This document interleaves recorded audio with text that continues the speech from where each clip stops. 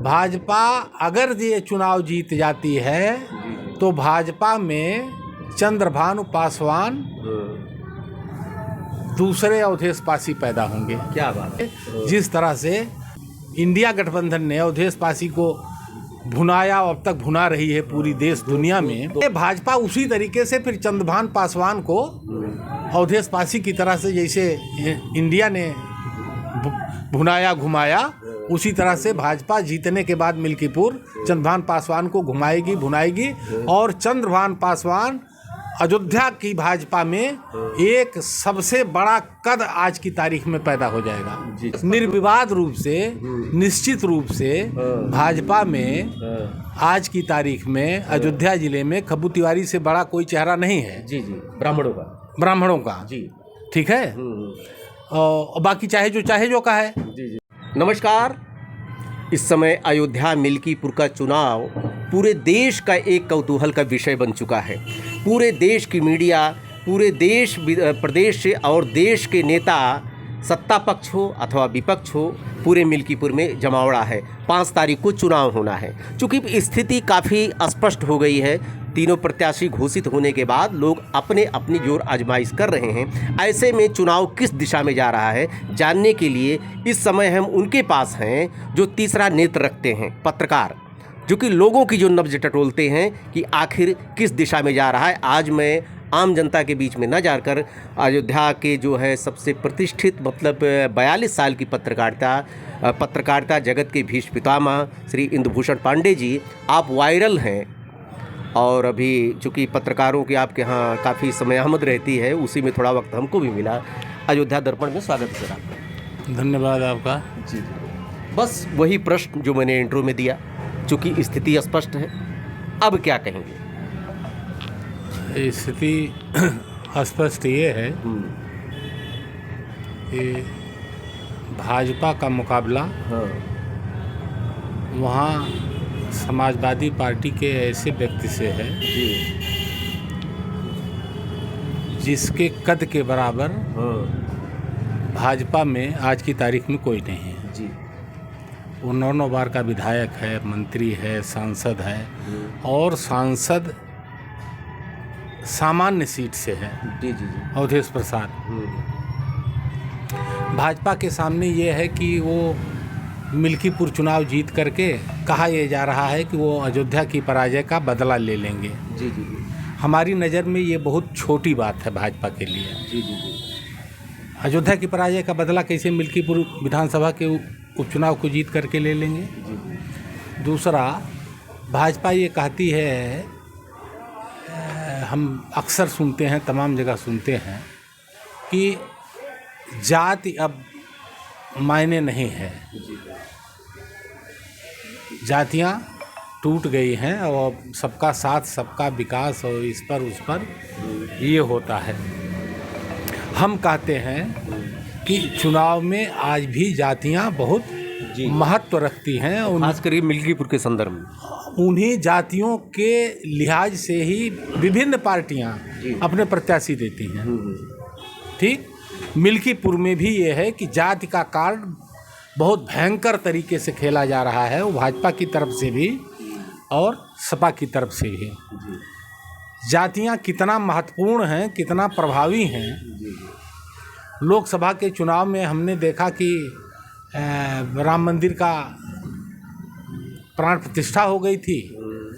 मोदी मोदी मोदी मोदी चल रहा था, योगी योगी योगी योगी चल रहा था और भाजपा ये नारा दे करके कूद गई चुनाव मैदान में कि जो राम को लाए हैं हम उनको लाएंगे।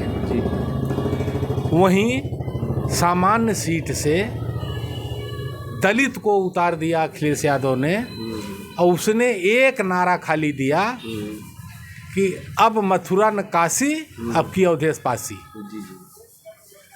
इस नारे का सीधा मतलब था जाति। और अवधेश जीत गए, अप्रत्याशित ढंग से जीत गए। कोई नहीं कह रहा था कि भाजपा यहाँ हारेगी, जीत गए। अब इसी का भाजपा ये कह रही है, मुख्यमंत्री योगी आदित्यनाथ जी भी अपने भाषण में कहे कि इसका बदला चुकाने का अवसर है। तो मैं नहीं समझ पाता कि अयोध्या की हार का बदला मिल्कीपुर की जीत से कैसे जी जी ले लेंगे वो। जी जी कौन सा आधार है? इस एक सीट से न सरकार का कुछ बनने वाला है न बिगड़ने वाला है। जी जी लोकल स्तर पर जो मैं फील कर रहा हूँ वह सपा के लिए ये होगा कि हमने अयोध्या हराया ही था, अयोध्या की हार का बदला ये लेना चाहते थे, हमने इसमें भी इनको हरा दिया। जी ठीक, ये होगा सपा के लिए। भाजपा के लिए ये होगा कि हमने अयोध्या की हार का बदला ले लिया, अवधेश से ले लिया। जी तो भाजपा क्या करेगी? जी भाजपा अगर ये चुनाव जीत जाती है तो भाजपा में चंद्रभानु पासवान दूसरे अवधेश पासी पैदा होंगे। क्या बात है, एक नई चीज आपने बताया। भाजपा में जीतने के बाद, मिल्कीपुर जीतने के बाद चंद्रभानु पासवान भाजपा के अवधेश पासी हो जाएंगे। जिस तरह से कांग्रेस ने इंडिया गठबंधन ने अवधेश पासी को भुनाया, अब तक भुना रही है पूरी देश दुनिया में। 2027 में पूरा यूज करेंगे। हाँ, उसी तरीके से 2027 नहीं, 2027 का तो इस चुनाव से 2027 पर कोई असर नहीं पड़ने वाला। 2027 में कौन पार्टियां किसके साथ रहेंगी, कौन क्या होगा, कौन मुख्यमंत्री का चेहरा होगा, कौन प्रदेश अध्यक्ष होगा, 2027 बहुत दूर है। ये फर्जी है जो लोग कहते हैं कि 2027 का रास्ता उपचुनाव क्या 2027 का रास्ता दिखाएगा?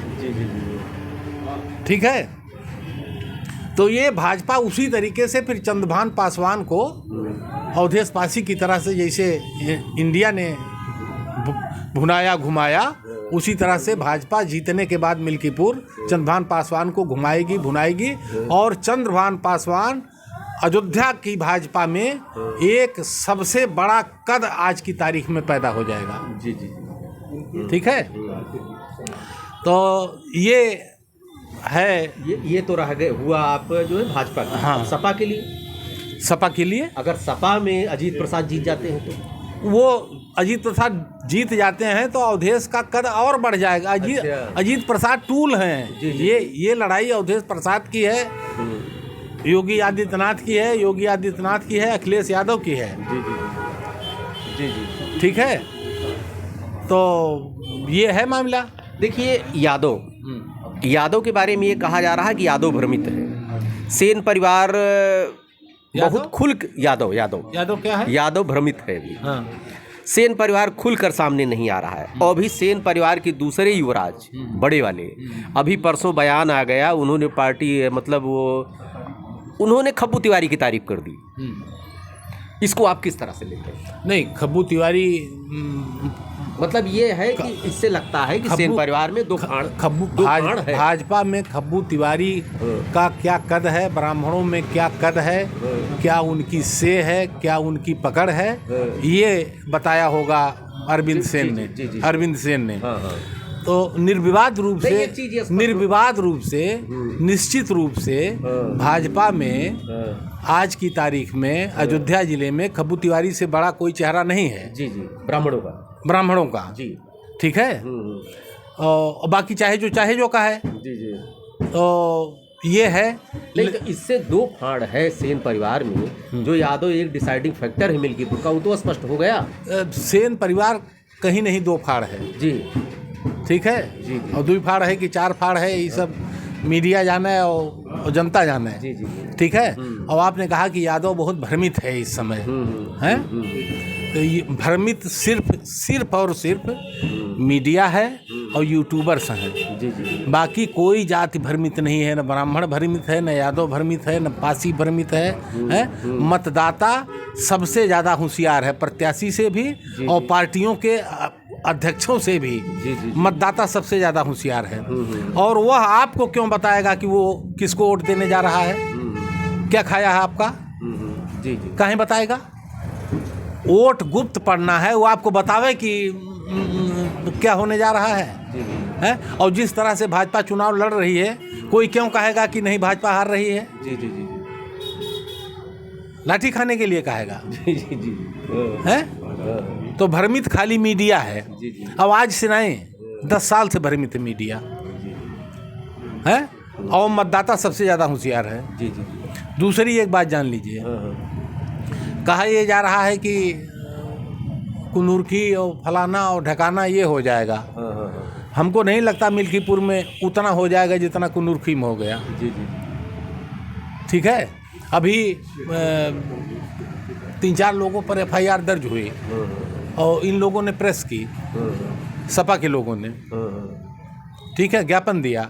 उसके बाद बताइए को मुकदमा दर्ज हुआ हो? जी जी जी। उसके बाद बताइए। अच्छा ये बताइए, बीएसपी नहीं लड़ रही हाँ। और बीएसपी की जगह भीम आर्मी आ गई है, ये क्या बीएसपी का वोट बैंक किधर जाएगा पहली चीज, और भीम आर्मी क्या किसको नुकसान करने जा रहा है, ये आप बताइए। भीम आर्मी अब क्या नुकसान करेगी, क्या फायदा करेगी? तो करेगी। हाँ, अरे भाई, दो-चार इतना लंबा गैप नहीं रहा है हार जीत का वहाँ आज तक। 10 से 12 हज़ार वोटों को रहा है, 7, 7.5 हज़ार, 8 हज़ार वोटों को रहा है, बहुत लंबा नहीं गैप रहा है। भीम आर्मी जो है वो रावण वाली पार्टी। हाँ जी जी। रावण वाली पार्टी भाजपा के वोट पर कब्जा करने के लिए नहीं बनी है। हाँ। और न उसका काम है कि भाजपा का वोट हम कब्जा कर लें। हाँ। सपा का वोट भी कब्जा करने के लिए नहीं बनी है। हाँ। वह बसपा का वोट कब्जा करने के लिए बनी है। हाँ। ठीक है जी जी। तो या तो बसपा उसकी झोली में जा करके गिर जाए, जी जी जी, तो कहिए कि नहीं भीम आर्मी का पूरा बेस वोट उसमें आ जाएगा। बसपा सबसे ज़्यादा कोशिश करेगी, जो कुछ बची खुची है वह सबसे ज़्यादा कोशिश करेगी कि उसके मतदाता भीम आर्मी के पाले में न जाएं। अच्छा। भाजपा के पाले में चले जाएं, सपा के पाले में चले अच्छा। जाएं। भीम आर्मी अगर मजबूत हो गई तो बसपा खत्म हो गई। जी जी जी। अच्छा, क्या प्रतिशत जा रहा है, जैसे इसका जो है दलित मतदाता जो है वहाँ बीएसपी का जो क्या प्रतिशत है, सपा और सपा और भाजपा, ये दोनों लोग कितना बांटेंगे? नहीं, यहाँ सीधी लड़ाई होगी, हटना बंटना बहुत उसमें नहीं देखिए। मतलब कोई एक तरफ जा सकता है? नहीं, मतदाता मूर्ख थोड़ी है भाई, अपना वोट खराब करेगा। जी जी जी। मतदाता या तो भाजपा को हराएगा या तो भाजपा को जिताएगा। मतदाता या तो अवधेश को हराएगा या तो अवधेश को जिताएगा। तीसरा काम कहाँ से कर लेगा? यादव वोट बैंक क्या कह रहे हैं, जैसे सपा का परंपरागत वोट रहा है। हाँ। क्या कुछ चंद्रभान पासवान को टिकट देने से यादव भी सपा की तरफ जा रहा है कि नहीं, ये केवल भ्रम है? नहीं, चंद्रभान पासवान कब यादवों के नेता रहे हैं कि उनको? कभी नहीं रहे।